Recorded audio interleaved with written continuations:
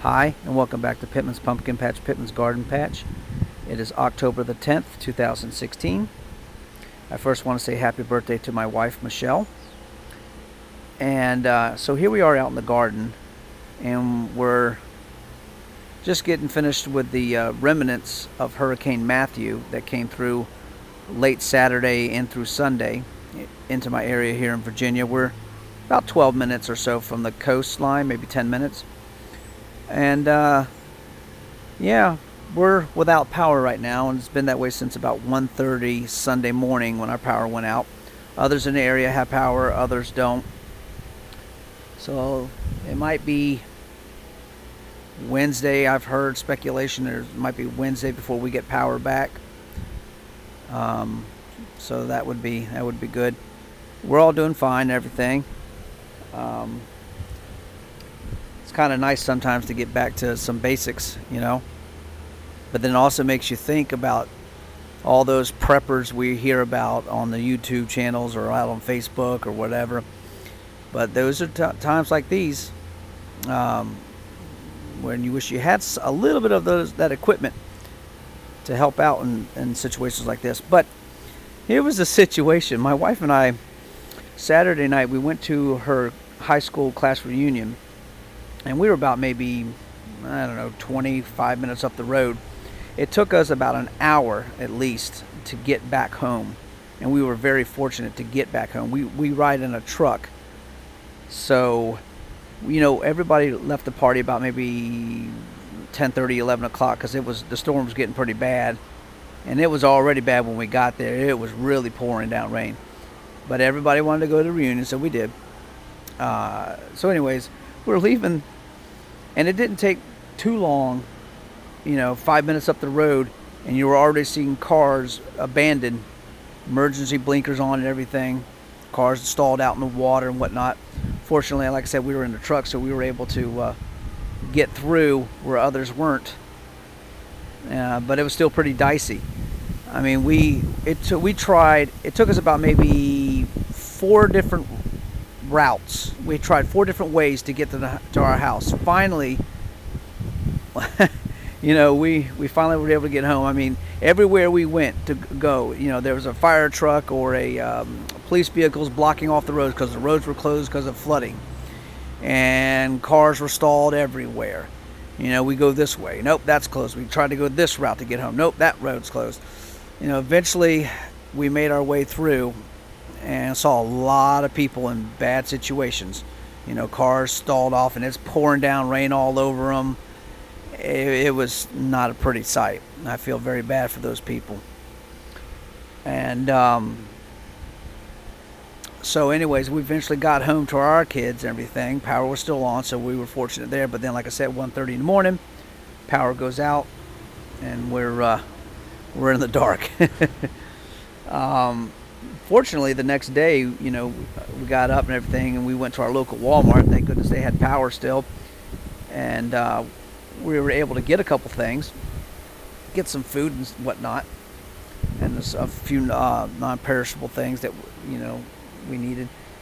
But I was thinking about buying a grill and everything, but then I was just like, well, you know what? We got the fire pit in the backyard. All I got to do is get some kind of metal grate to put over top of it, get some charcoal briquettes and everything, and we'll be in business.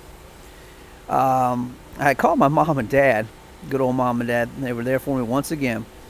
Talking to them, I said, I can't find a grate. All I want to do is get a grate. That way I don't have to spend all this kind of money on a grill, right? So I was talking to my dad on the phone, and my mom in the background suggested, why don't you just take one of the grates out of the oven and put that over the thing? I was like, duh, of course. Good old mom came through. So that's what I did. So you can see the ashes of the charcoal briquette down there. So, we ate pretty good last night. I had some pork chops cut up, diced them and whatnot. Had some stir-fried vegetables. I had a seasoning pack mix in there, so that was pretty good. And I had some rice cooking on the side. Put some soy sauce in there, give it some good flavor. Had that kettle right there. The little kettle had some apple cider in it. Put a few slices of lemons in there and got that nice and hot. Man, we were doing pretty good, and we played rummy and played war and listened to the presidential debate on the phone, and yeah, or listened and watch it. But it was pretty good. So we're still waiting for power to come back on, and we're probably going to head over to my mom and dad's a little while. They have power over there. I just want to take some of our food over there before it gets any bad. We're still pretty good, but in the freezer. But things in the refrigerator may not, probably have either gone or will be soon. So we're going to try to salvage what we can. So anyways, let me show you the early Saturday. I came out here and I transplanted a lot of my onion seedlings. And this is what we do, or what should be done during the fall. If you have any kind of bulbs, plant them in the fall, and you're going to be good to go. You can just leave them in there all season, and they'll take a beating, but they'll keep coming back. And so I just planted these Saturday, and then this remnants of the hurricane comes through with gusts over 75, 85 mile an hour winds, gusting. And you can still see we're breezy, even though it's pretty sunny out that side right now. There's some clouds out to the west. But so I transplanted all these things, and they survived. They didn't even have time to get their roots established into this new soil and everything, but they held on. I was quite surprised. I was meaning to do this after the storm because I didn't want to take a chance of losing my plants, but I didn't follow my own instincts. But I was fortunate. So what I got going on here, this is all my onions going on, and this bed right here, straight out here, this first one here, this is a bed of candy onions. I'm trying that new. One of my YouTube buddies from Louisiana, he loves candy onions, so I figured I'd try them. In the middle row right here, I have Texas sweet onions, and this one right here are Kelsey giant onions in here. So that's what I got planted in here. And let's show you what else is going on. All my trees and everything and plants survived. Didn't have any real big damage. The tomatoes, I'm debating. I took out one plant and everything because it's just so sickly. And I'm probably going to take out, look how mangled up mess these tomatoes are. You can still see I got a little bit of tomato still growing on them and stuff like that. But I'll probably pull them off here soon, and maybe in a week or so pull them off and then put them in a paper bag to help try to ripen them up, and just call it a day, call it a season for the tomato plants again. I don't get too many tomatoes. Either the critters get them. Well, most of the time it's the critters, no matter what I've tried. So anyways, I'm going to pull these tomato plants out, and I'm already thinking about next year, as we gardeners usually do, and farmers. We're already planning and plotting. So I'm not going to be growing tomato plants in these raised beds anymore. They just take up a lot of space, and because they are they will keep on growing until the first frost hits them. That means when I want to transplant out my fall crops, I'm still got summer crops and spring crops still going, these tomatoes and bell peppers and things. So what I'm going to do next year is I'm not going to put tomato plants, and probably not bell pepper plants, in these beds. I'm probably going to put them in fabric pots and other things like that, and just maybe grow 2 or 3, maybe 4 tomato plants in pots and cages and whatnot, and same with pepper plants, and be done with that. And then everything else in here in my beds can go for the things like squash or zucchini or whatever else I want to grow. And because what I'm going to do here, I have so many more onion plants left over that I did not transplant, that what I'm going to do is I'm going to pull these tomato plants out of here, and with the room that I'll have in here, once I pull out these tomato plants, I will I'll put some more onions in here and let them go. And then what I'm going to do with these peppers plants, these 3 pepper plants, I'm not sure. They're doing pretty good. I might pull them out after I let these harvest up a little bit more, ripen up. I might take them out. I got 2 or 3 other bell pepper plants that are growing, maybe 4, but they're very small and they're not really ready to produce right now. So I may keep these going for a little bit longer. I don't know yet. What else I did on Saturday, as you can see, some of my red Russian kale just kind of scattered all the way out through there and through here, and just kind of put it in here. And down here, these darker green ones here, and this is dinosaur kale or lacticino kale. And I planted them extra close this year. Normally I don't plant them this close, but what I'm trying to do and experiment with is again through my business that I'm hoping to maybe start one day, is growing them close together so that they won't get so big. Designed on purpose so that I can keep the leaves nice and small, which is, more advantageous for selling to restaurants and grocery stores, and things like that. So, so they can put them into salad mixes and things like that. So you want smaller leaves. So that's what I'm doing with that. So we'll see how that goes.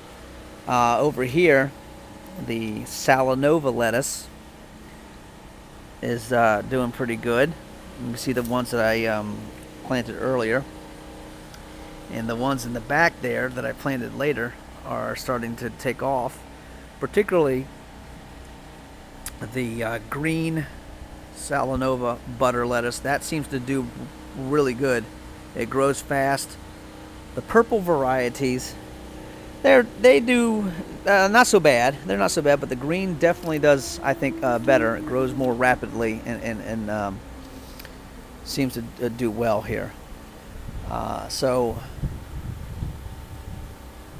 that's what's going on with all of that. So there's not a whole lot else going on in the garden. I'm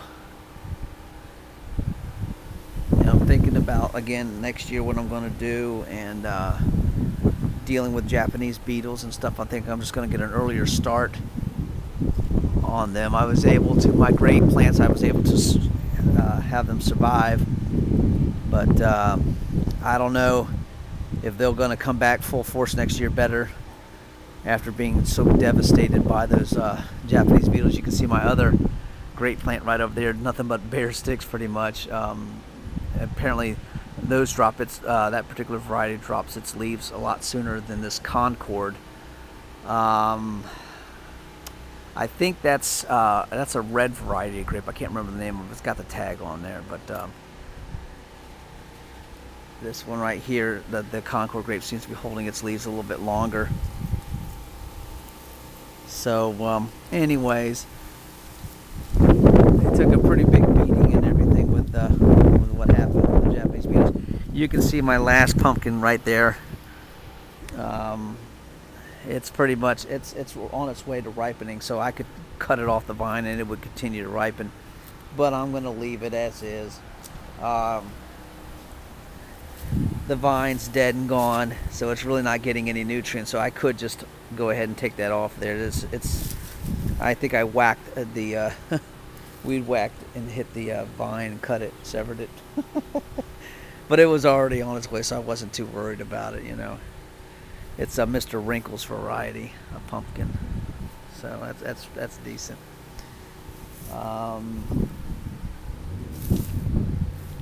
Yeah, blackberry plants, they took somewhat of a beating. They're pretty good. Blueberries held on really good. Nothing's messed with them. They're nice and established. So, everything seems to be all right. We're all doing good. So, if If you have any questions, comments, you can hear the sirens going off in the distance there maybe. That's been happening quite frequently.